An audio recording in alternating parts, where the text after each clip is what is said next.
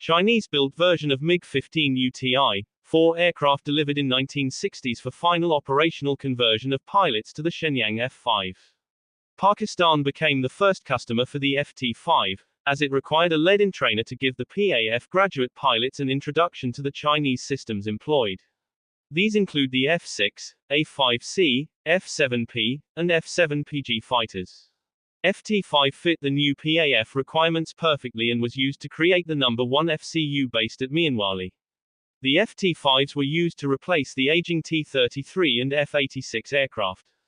Theoretically, the FT-5 could even be pushed into combat as it carries not only a 23mm gun equipped with a simple radar ranging gun sight, but also 2 AIM-9 Sidewinder air-to-air missiles.